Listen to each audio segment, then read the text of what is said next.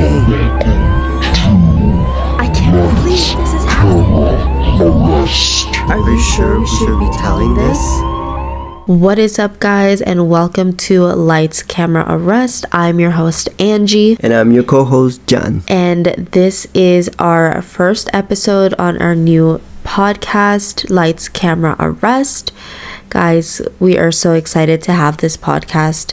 It is something that we have been into, specifically me, true crime, serial killers, learning about all that stuff has been interesting to me. So yeah, we decided to start this podcast. This is our first faceless podcast, so we're gonna see how that is. Let us know if you guys like the way that we did it, the font and everything, because the concept, that's what I was gonna say, because I just didn't know the word. But yeah, I'm thrilled and I'm excited to be here. Let's get to it.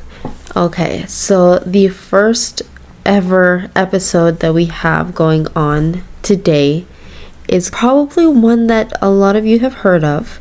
If you haven't, then you will definitely learn about it. And it is the Long Island serial killer.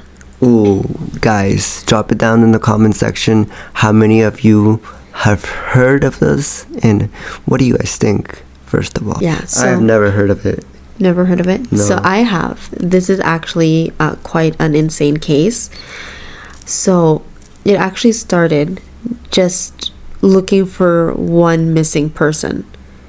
No. And they ended up discovering multiple bodies. God. Yeah. So I'm going to give you guys somewhat of a timeline as to what has happened, and then we'll go into kind of a backstory about the person, the serial killer involved. Her name is Shannon Gilbert. This is the first victim, or at least we assume it's the first victim. It's the one that got in the papers, in the news, at least. Yeah. So and this didn't happen too long ago. It just happened 14 years ago. Yeah. So on May 1st of 2020, Shannon Gilbert disappears. So Shannon was a 23-year-old and she was working as an escort. So in the early morning hours of May 1st of 2010, Gilbert made a frantic phone call to 911. She had been at a client's home on Long Island and said she believed someone was after her. She took off running and told the 911 operator that there were people trying to kill her. Then Gilbert vanished. Police would do an exhaustive search for Gilbert. Months have passed without any sign of her. And then, in December 2010, near Gilgo Beach, a police officer and his canine, named Blue, found human remains. But it wasn't Gilbert. Human remains, imagine. Yeah. Damn. But it wasn't Gilbert. It wasn't It was Shannon. somebody else. They found the bodies of 4 women. What? Yeah. God. So now we fast forward to December 2010. The Gilgo 4. So this is the story about the 4 bodies that they found. So the police found the bodies of 4 women near Gilgo Beach on New York's Long Island.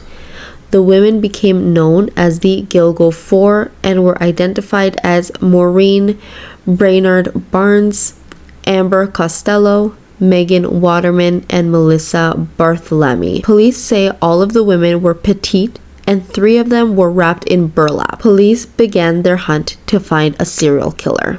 Dun dun dun. This is crazy.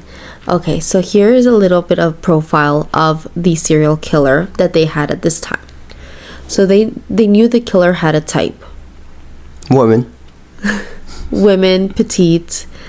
So Dominic Verone, who was Suffolk County Chief of Detectives at the time, said that there were striking similarities among the Gilgo 4. Very petite, 5 foot or under, 100 pounds. The women were also all in their 20s and were all working as online escorts. Is that their full-time job? I would assume so. So now we're going back in time to July 6, 2007, Maureen Brainard Barnes' final weekend. So Maureen Barnes is often referred to as the first of the Gilgo Four. She went missing in July of 2007. Can you imagine that? She went missing 2007 and they found her in 2010. That's like 3 years. Yeah. Damn.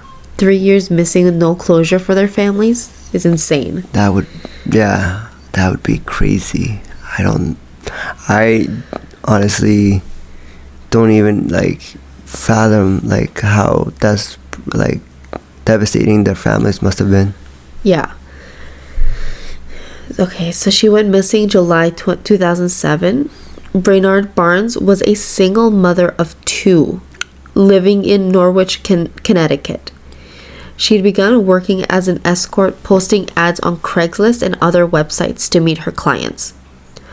On July 6, 2007, her cell phone was contacted by a burner cell phone. Whenever you know there's a burner cell phone involved, you know it's not good. Yeah, it's a non-traceable phone. For those of you who don't know what a burner phone is, a non-traceable phone, kind of like a pay-as-you-go. You buy it, you put minutes on it. It's not trackable. Yeah, that's what I was gonna say. Yeah, because it doesn't have to be registered under anyone's name. You just buy it. It's a prepaid phone that anyone can buy and use anonymously. So, that's no good. So between July 6th and July 9th, there were 16 interactions between the caller using a burner phone and Brainard Barnes' cell phone. 26? 16 interactions. 16. Yeah. That's still a lot. Yeah. July 8th, 2007, Missy Can's last call with her sister. So Maureen's sister, her name is Missy Can, she received a call from Maureen late at night from Penn Station in Midtown Manhattan. She did an interview in 2020 and she told 48 Hours.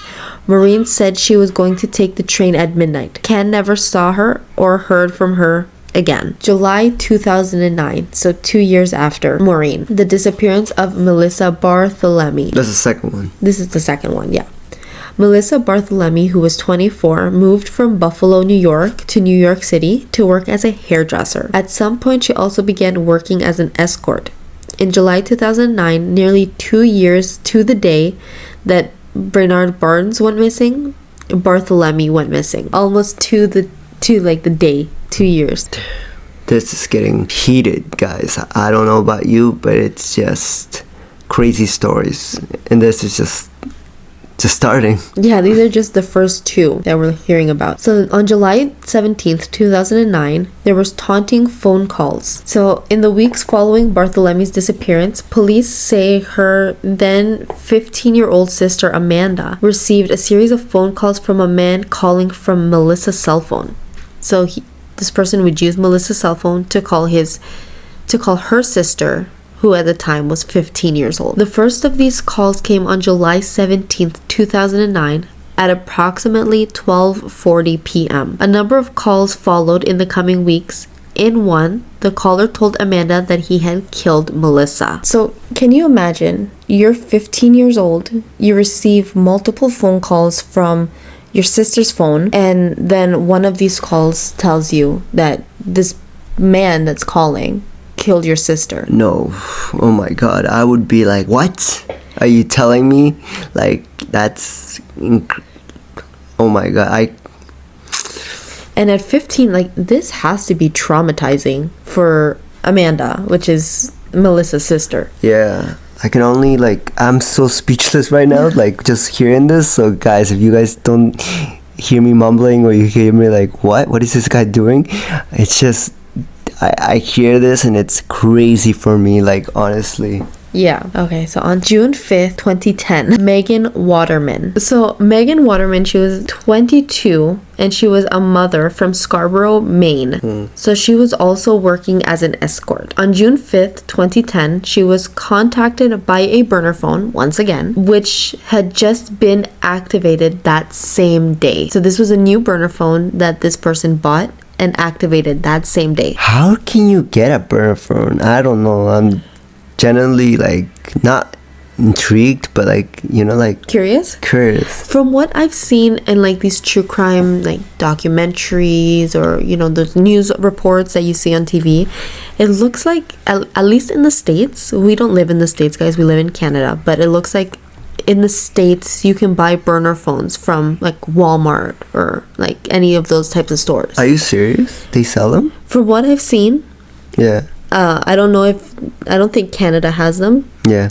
But in the States, it seems like they do. They have burner phones. That is insane. Yeah, it's crazy. It really is crazy. Okay, so that was June 5th that she got the call. On June 6th, 2010, the next day, Megan Waterman vanishes. So at around 1:31 a.m., Waterman's phone was again contacted by the same burner phone as the day before. So the same phone he used for both days. The third lady. The third, yeah. A security video showed that Waterman was leaving a Holiday Inn Express in Hope Page, Long Island, around the same time. This was the last time that she was seen alive. So this is most likely, you know, he gave her a call, he requested her services because she's an escort. She leaves, and then she never comes back. Oh my God. And it's so sad because at least 2 of these that we've heard of so far were moms. Yeah. So they're poor kids. And not just that, but maybe the person, the monster, has somebody that like that was his type. Moms, probably, you know. Probably. Young moms. This is a picture of. Is it on the screen? Yes, it's on the screen. So this is a picture of Megan Waterman with her child, Liliana. She was only 3 years old when her mom disappeared. Wow. Yeah. Okay. So she did an interview in 2020, Liliana, and like her first ever interview, and it's with 48 Hours. And she said that if she could talk to her mom, she would tell her how much she loves her. And she says, and I quote, I never got to really say those words, Liliana told the person whose name is Erin Moriarty. And she said that she misses her mom every day. Damn. Our daughter is 4, and she already, like, if one of us leaves, she cries. Yeah. So I can only imagine like a 3-year-old. Yeah. Crazy. The bond of a child is one of a kind. So when they discover you as their parent and guardian, it's like they're attached. Yeah. They know. They already know. Yeah. I'm just like in shocked. Yeah, it's a sad story. So next, we're moving forward to September 2nd, 2010. Amber Costello disappears. So this is the fourth, the last of the But certainly not the least, because these all are like tragic. Yeah, so Amber was 27 years old at the time, and she was an escort as well, living on Long Island. She was contacted by someone using, once again, a burner phone. The next day, she left her house to meet a client and never returned. After Costello's disappearance, police say her roommate Dave Shaler told them about her clients. He described one of them as looking like an ogre. Wow. Okay. And having a first-generation Chevrolet Avalanche on the night she went missing. Shaler, I'm probably butchering the last name, but her roommate says that the client offered Costello $1,500 for the night, which is 6 times her hourly rate. Oh my God. That right there, for me, would be a red flag. Suspect. Yeah, suspicious, a red flag. But I mean, I guess if you're doing that type of stuff, you need money. So in 2011, the roommate spoke to Moriarty, which is the interviewer for 48 Hours, and he said, this guy was so relentless. He called several times. He was on the phone with her for quite a while each time. He said the client got Costello, and she was an experienced escort, to do something that she never did, was to leave home without her purse or cell phone and meet him in his car. That's crazy. That's not something like, it's only in like stories, but like this is real life, guys, and it's just like we're reading this is the first story that we're reading of this new series, and it's just like mind-blowing, like how it's like some of these stories don't even, there's so many like these and that don't even come out in the air, you know? Yeah. That's insane. Yeah, there's so many serial killers that are like, they're still out there because they were never caught. It was almost midnight when Costello left the house. She walked down the street and he never saw her again. She just missing? That was the last time? Yeah, because the client said like leave everything and come meet me in my car. Okay. So she left. She went missing, never to be seen again.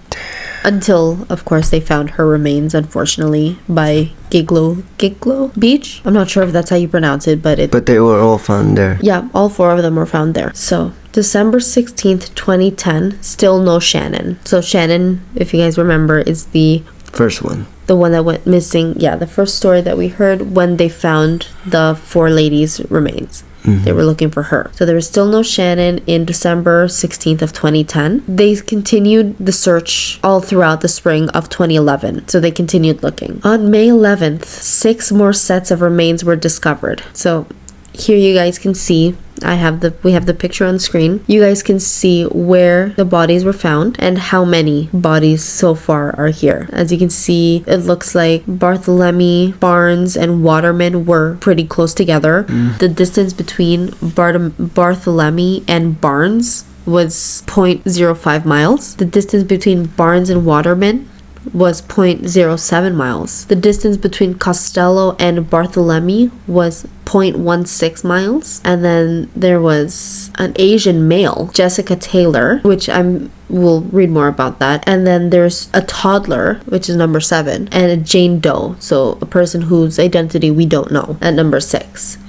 So these are at least 8 of the victims were found. One of them being a male, which is really weird considering that he had a type. And a toddler. Maybe, sorry to cut you off. Yeah. But maybe the male kind of like was too close and he got to get rid of him. Possibly, or it could have been maybe to throw off the investigators. So they're like, oh, maybe this is not a serial killer, even though they were all found around the same area, like on the same shoreline, but just scattered apart. Yeah. And a toddler. Can you imagine? The toddler was killed? Yeah, there was a toddler killed. I don't know if that's... I'm pretty sure that's a toddler, unless maybe the person's last name was Toddler. So by May 2011, police had discovered 6 more sets of remains in the area, bringing the total to 10, including the Gilgo 4. Investigators were not sure if the same killer was responsible for all the murders, because like I said, there was a male, so it kind of threw them off. So victim number 5 her name was Jessica Taylor. And she was an escort who went missing in 2003. So before even the Gilgo 4. Wow. Another set of remains that police called Jane number 6 was later identified as Valerie Mack. She was also an escort that went missing back in 2000. Victim number 7, like we mentioned, the investigators surprised they found a toddler girl. So it was a toddler. And so it was, so that's what I was going to say.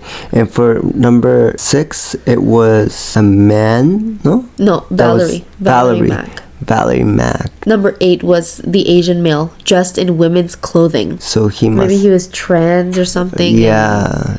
But because of those 2, they kind of weren't sure if they were part of the same. I'm also thinking that usually when people are like this, like bad people, they also like have messed up minds, so they don't really see if it's a man, if it's a woman. Like once they get a glimpse of like, oh, I got away with it and I got away with it. Yeah. They always seem to like do whatever they want because they're getting away with it, right? Yeah, so to kind of like feed their fetish, I could say.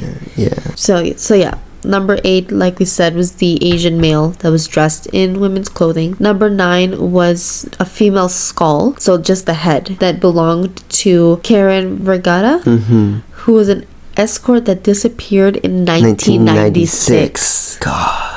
Yeah. And then number 10 was female remains from a victim that the cops, they named her Peaches because of a tattoo on her torso. Oh, she had a peach on her torso? Probably. So she had a peach on the back and a peach on her torso. So these remains were found like 6 miles away, but the police confirmed, like, through DNA testing that Peaches was the mom of the toddler girl that was killed. Oh, God. Yeah, so probably he wanted to kill the mom, and he noticed that her toddler was there, and he offed the toddler as well, which is so sad. Yeah. So sad. So finally, in December 13th of 2011, Shannon Gilbert is found. That's the first one. The first one that we've heard of. So a year and a half after she went missing, and a year after the Gilgo 4 were found, investigators found Gilbert's remains, but they don't believe she was murdered. Years later, the Suffolk County Police Department released the full audio of Shannon's 21-minute 911 call on May 1st of 2010. The morning she disappeared, Police Commissioner Rodney Harris said in an interview with Erin Moriarty, so the person that was interviewing for 48 hours. Yes. They said Gilbert's death was likely not a murder. It's an unfortunate incident, but right now we believe that she just ran into the marsh and unfortunately drowned. What? Yeah. That is insane to know that all these cases and evidence is right in their faces. Sometimes it's just wild too. But I guess teach its own, right? Yeah. Like... So that is what the police commissioner said. They don't believe she was murdered. She could have just gone into the water and drowned.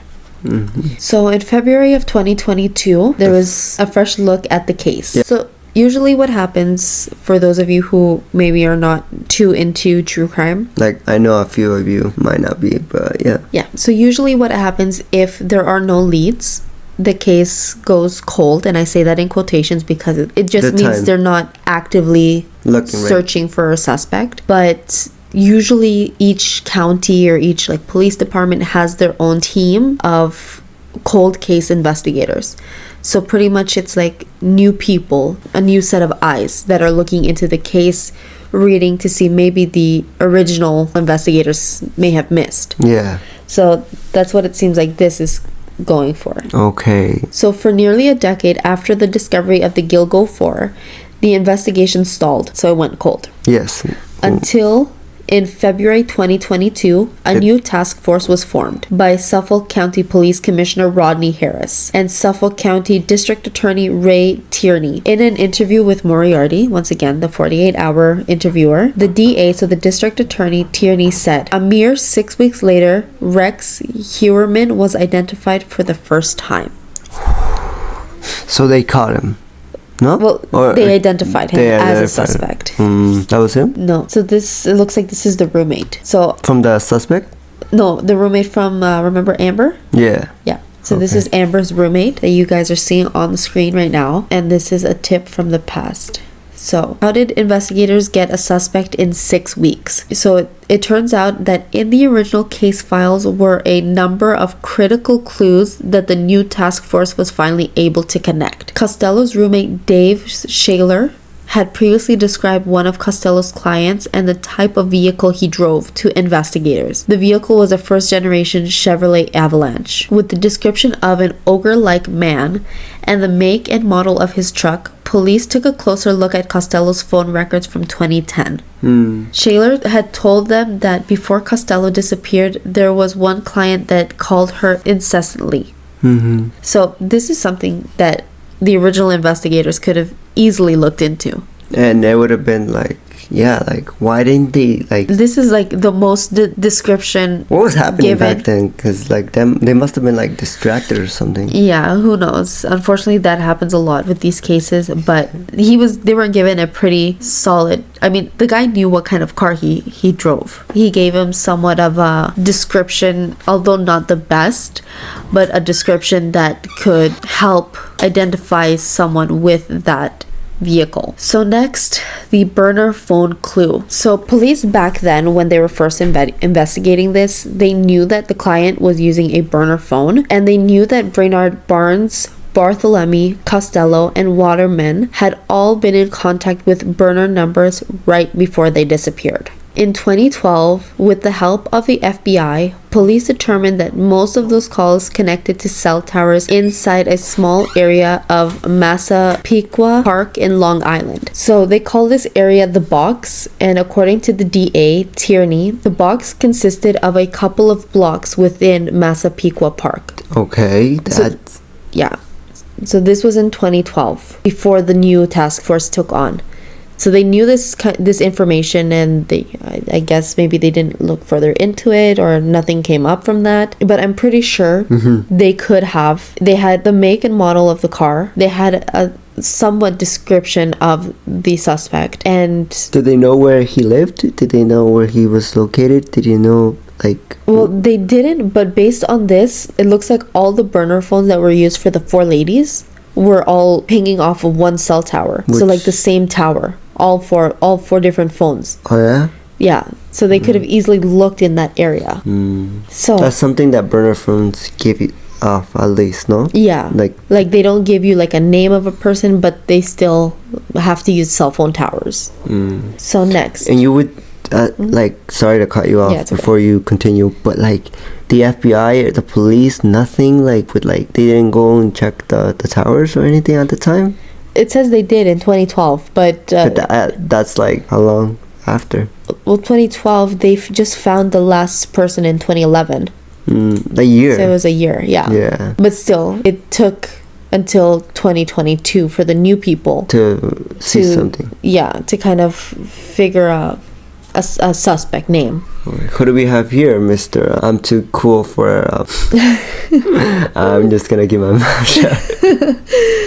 So this right here is a surveillance photo of the suspect, Rex Heuermann. They have a picture of the suspect. So armed with their small radius of the box and the description... Wait, what? That is the suspect? This is the suspect, yeah. That guy? This guy. He's the one that's been doing the disappearing. So. Yes, as of right now, he's just a suspect. It wasn't confirmed, but this is the suspect. He looks like a weirdo. He does, to be honest.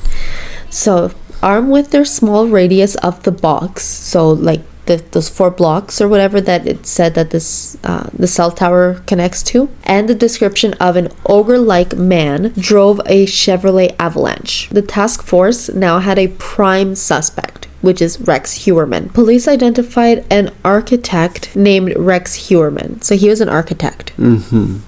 As the man they believe may have been responsible for the murders. And when they looked at Heuermann's personal cell phone records, they say that his phone was in the same area as those burner phones when they were used to contact the victims. They also say that when the burner phones contacted victims, they were often in Massapequa Park, where Heuermann lived.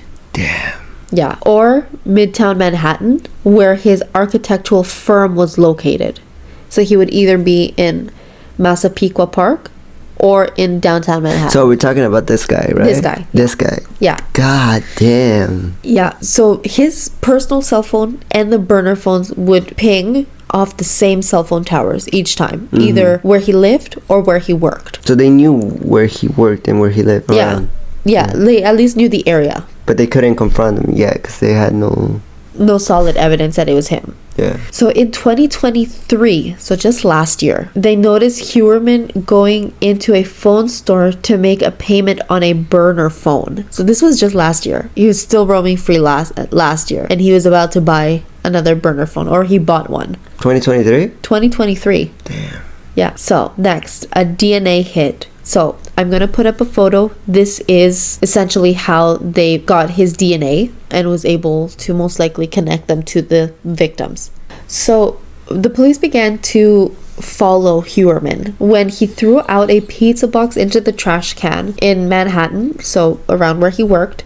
Investigators found that Heuermann's DNA on the pizza crust was consistent with a DNA profile found on a male hair discovered in Megan Waterman's body. Oh my god. Or discovered with, not in. With her Megan body. was like the third one. So it had a hair of hers? So one of his hairs was on her body. Okay. Or like around her body. Yeah. And they were able to connect that with the DNA from the pizza that he threw out. Okay. With DNA evidence along with the cell phone records linking Heuermann to the burner phones, officers made an arrest. Finally, they arrested him in 2023. God damn, about time, guys. Yeah, so this is a picture of him in custody. And I don't like to use the word in like God, but like this is so like messed up. Yeah. For real. So sorry to any religious take offense. So or any religious people. Yeah. Yeah. I'm not trying to get canceled before starting. Yeah.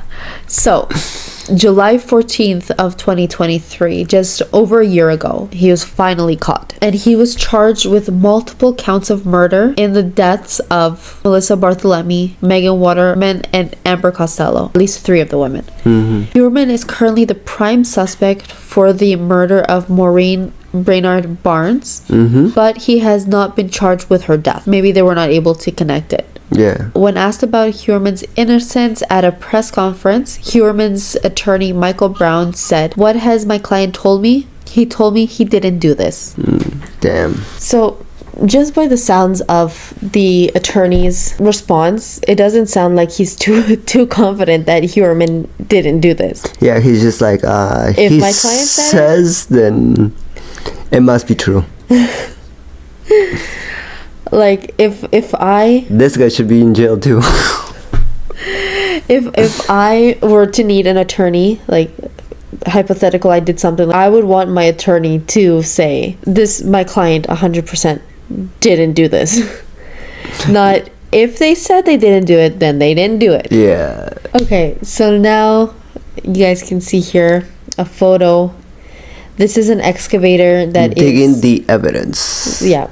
It was at the home of Rex. So that's his house? That's Rex's house. So what they're doing here is they're digging evidence to see if maybe there are no more victims in his house. But are they allowed? Oh, he's arrested, no? He's arrested, yeah. So they have authority to do this. So police spent 12 days looking through Huerman's house. They got guns out of the basement. They were digging in the backyard. So another important piece of evidence that they were taken, like that they took, was first generation Chevrolet Avalanche, which was registered to Huerman at the time of the murders. It was sitting on property he owns in South Carolina. So it wasn't even in Long Island. It was in South Carolina on his property. Damn. Yeah. Talk about bad luck. Yeah. So Huerman, he was married. No. Huerman was married. He has a daughter and a stepson with his second wife. Her name was Asa Ellerup.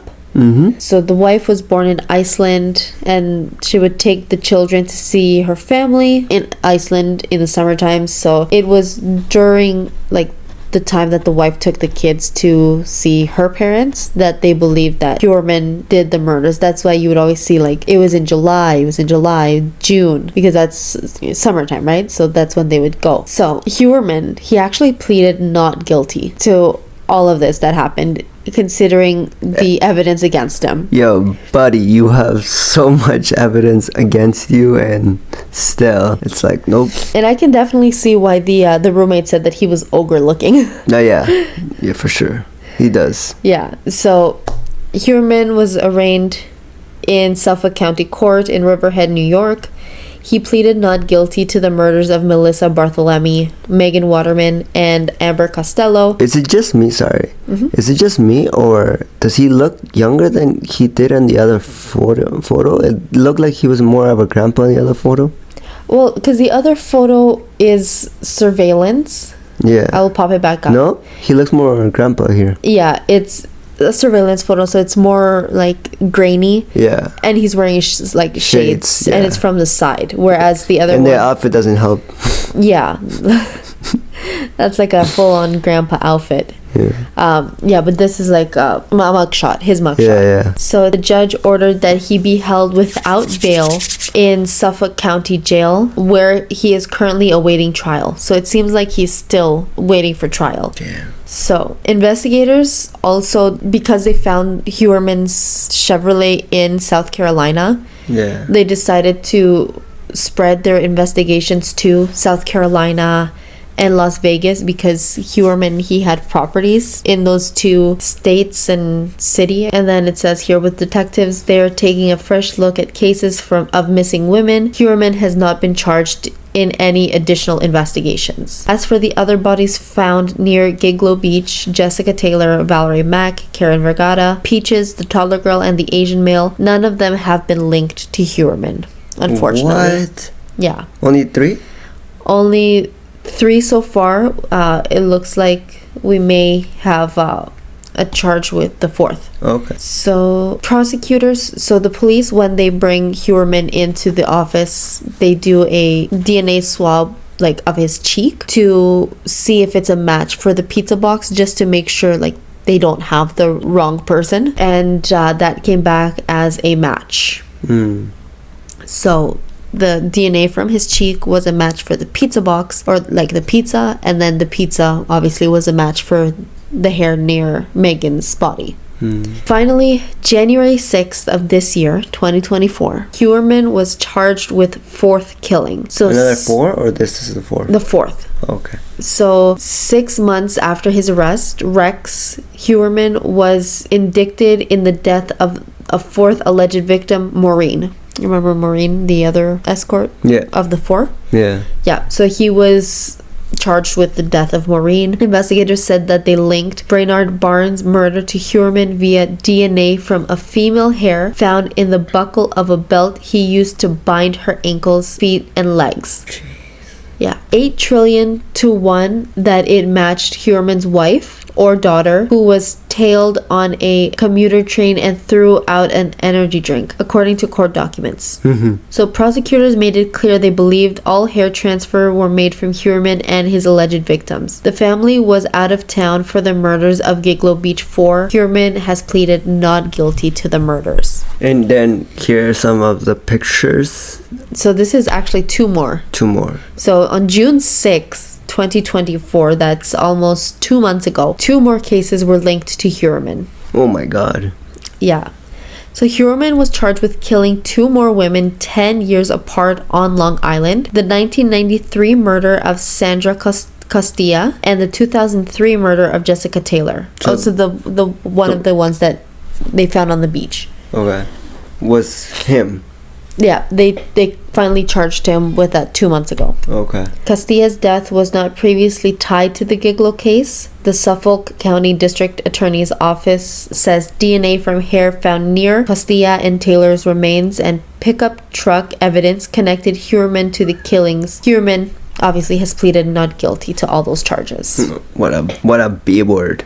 Yeah. So we don't have information here as to whether or not he's been found guilty. And that's pretty much it. That's it for now, yeah. So guys, what do you think about this case? Have you heard about it? Did you know all these details? Were some of this new? What about Hubert? His name is Hubert? Huerman was his last name. Yeah. And prayers goes out to and love to the families and friends. Yeah. I mean, he's finally arrested. It's a shame that it took this long when there was clear evidence from 2012 that was linking Huerman to these murders, but unfortunately this is so not crazy. I'm not too used to hearing these kind of things, so that's why I'm just like I have to adapt to the environment that we are in now, and what a wild journey we're gonna be in, you and I, because Angie's more used to this, of course, but yeah. So all right guys, with that being said, thank you so much for watching. Let us know down in the comments below if you guys have any other cases you'd like us to go over, and yeah, let us know what you think about this case. Was there any additional information that maybe we didn't read that you have? Is there any information that you didn't know? But yeah guys, thank you so much for listening and watching. Before we go, follow us on Facebook at Yanji, but it's gonna be changing to Lights Camera Arrest, and also our next show, the show that we're also doing about crime, true crime to be specific, is going to be also on this Facebook. We're also gonna make a YouTube channel for it, podcast, and its own Instagram. So guys, make sure to go show us love there and appreciate it. Till then, I'm John. And I'm Angie. And this is Lights, Camera, Arrest. See you guys later.